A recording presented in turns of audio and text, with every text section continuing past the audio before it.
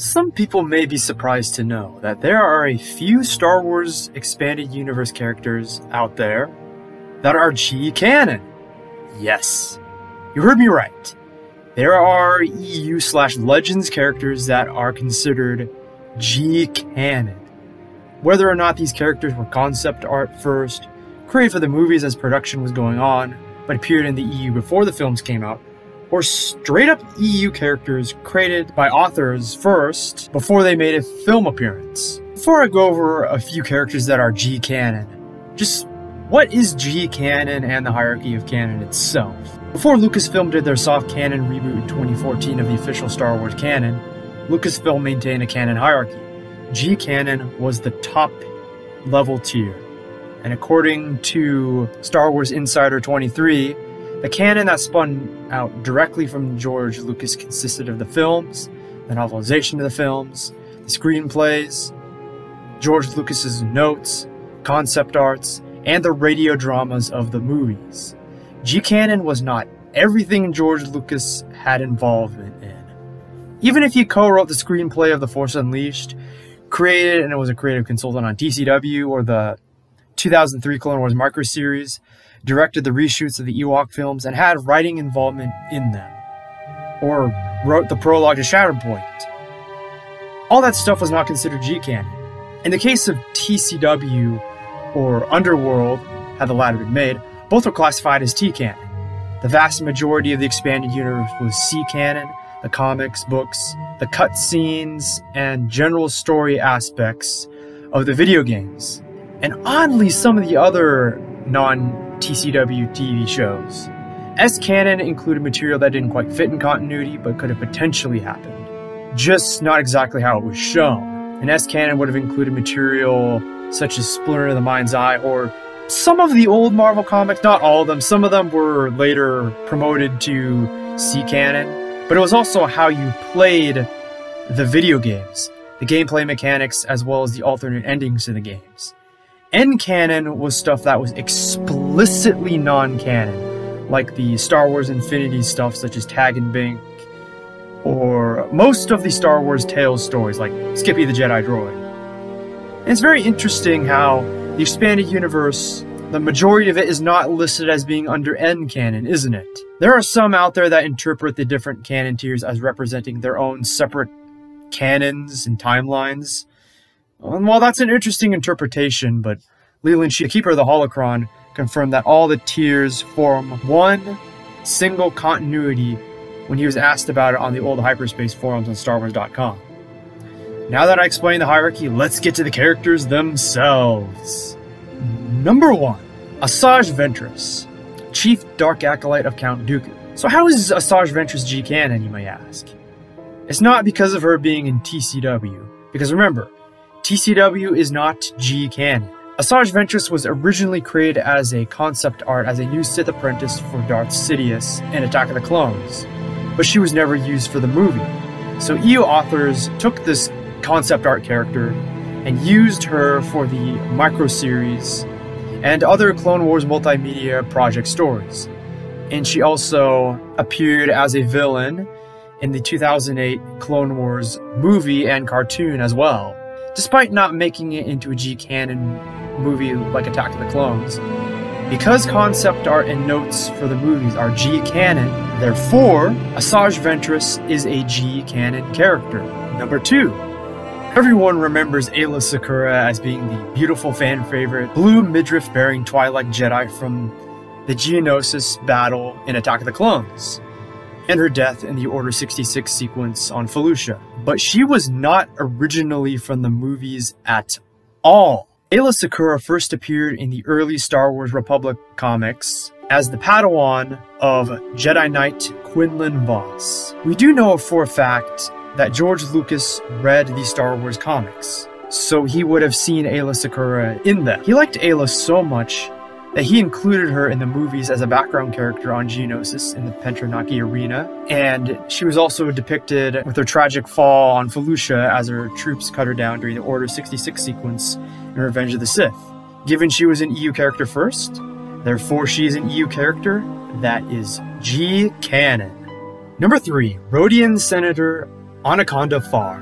While Anakantafar was later retconned to have appeared in The Phantom Menace, first, by later sources, he had a first indirect appearance in the novel Cloak of Deception. Number 4. Luminara Unduli and Barriss Offee. I'm just going to include these two together since they're a pair. But anyways, Luminara Unduli and Barriss Offee appeared in the Geonosis arena in Attack of the Clones. However, Luminara herself first made an appearance in Cloak of Deception. As for Barriss Offee, she made her first appearance in the novel preceding Episode 2 Attack of the Clones, The Approaching Storm. This means Luminara and Barriss both count as EU characters that are G-canon. A few months before the release of Star Wars Episode 1 The Phantom Menace, the first arc and issue of the main prequel comic series, Star Wars Republic, Prelude to Rebellion, came out in late 1998. The comic featured then Jedi Knight Kiari Mundi on his homeworld of Saria as a Jedi Watchman. This debut in Star Wars Republic before his appearance in The Phantom Menace technically makes Kiari Mundi an EU character. So Kiari Mundi would count as an EU character that has the status of G-canon. Number 6. Wat Tambor. Wat Tambor, the foreman of the Techno Union, is seen in Star Wars Episode 2 Attack of the Clones during the CIS Council meeting scene on Geonosis. But he appeared in the Cloak of Deception novel prior to appearing in Episode 2. Once again, we have another character from the EU who appeared in Cloak of Deception, making him a G-canon EU character. Number 7. Sui Choi. Sui Choi was an Olana Jedi Master who appeared in the Star Wars Republic comics and survived Order 66 until meeting his end at the hands of the 501st on Kessel, when a conclave was called by Jedi Master Shade Potkin as a secret trap to destroy Darth Vader. Sui Choi can actually be seen riding a can cell on Kashyyyk in Revenge of the Sith, so that would make Choi a G-canon EU character. Number 8. Olana Chian. Olana Chian was a Jedi Padawan who appeared in the young adult readers series Jedi Apprentice in the book number 9, The Fight for Truth, as a Padawan who later hoped to be trained by Obi-Wan Kenobi as her master. But of course, Obi-Wan, by the time of the end of The Phantom Menace, already had taken it upon himself to train Anakin Skywalker. Olana, a Jedi Knight by then, makes her debut in Revenge of the Sith as a background character walking by Anakin Skywalker and Kenobi at the temple, making her a G-canon EU character. Number 9. Kit Fisto. Before his famous smile showed up in Attack of the Clones, the Nautolan Jedi Knight Kit Fisto first appeared in the HoloNet News, technically making him an EU character first before he appeared in Episode 2 during the Battle of Geonosis. Number 10. Darth Bane. Bane was actually a character created by George Lucas himself as part of the Sith's backstory. Bane was the last surviving Sith Lord who created the Rule of Two after the rest of the Brotherhood of Darkness under Lord Khan destroyed themselves with the superweapon known as the Thought Bomb. Bane was mentioned in the screenplays of The Phantom Menace and the film's novelization, being created by George Lucas himself, as well as being in the screenplays and novelization of Episode 1, would make Darth Bane a G-canon EU character. The next following ones on this list really surprised me when I learned of all of it. In the 90s PC first-person shooter, well, specifically Star Wars Dark Forces sequel, Dark Forces 2 Jedi Knight, Kyle Katarn goes up against the former Jedi archaeologist and Imperial Inquisitor, Jarek. Jarek has 6 Dark Jedi minions who follow him and do his bidding. His top lieutenant, the Dark Jedi follower Sarris, a member of the Dark Side group, the Prophets of the Dark Side, made an appearance, albeit retconned to be here years later, in the original 1997 Star Wars film, Episode 4, A New Hope, as a background character on Tatooine before the main heroes left on the Millennium Falcon. Before this, she was later identified as Sarris from Dark Forces 2, Before this, she was simply an unnamed fortune teller on Tatooine called the Prophetess. Sarris was part of the Prophets of the Dark Side, so this connection was made between this character and Sarris, and made to be the same character. Sarris was said to be undercover on Tatooine during the events of Episode 4. Since this has been confirmed to be Sarris, she is therefore a G-canon EU character. Number 12. The next character here appeared in the background as a miniature during the opening part of the pod race sequence in Star Wars Episode 1 The Phantom Menace. Who is this character? None other than Prince Jizor himself from Shadows of the Empire. Shadows of the Empire, of course, was a mid-cool multimedia project from 1996 consisting of a novel, comic, and Nintendo 64 game that bridged the gap between The Empire Strikes Back and Return of the Jedi. Jizor was the leader of the Black Sun criminal syndicate and had dreams and ambitions of replacing Darth Vader as Palpatine's second-in-command in the Empire. His appearance in Episode 1 makes him another character from the expanded universe that was now G-canon. Number 13. And finally, to be honest, this character blew my mind. About her being G-canon. You'll never guess. But Mara Jade. Yes. Mara Jade, the Emperor's Hand. Introduced in Timothy Zahn's Thrawn trilogy, the character that George Lucas supposedly hated.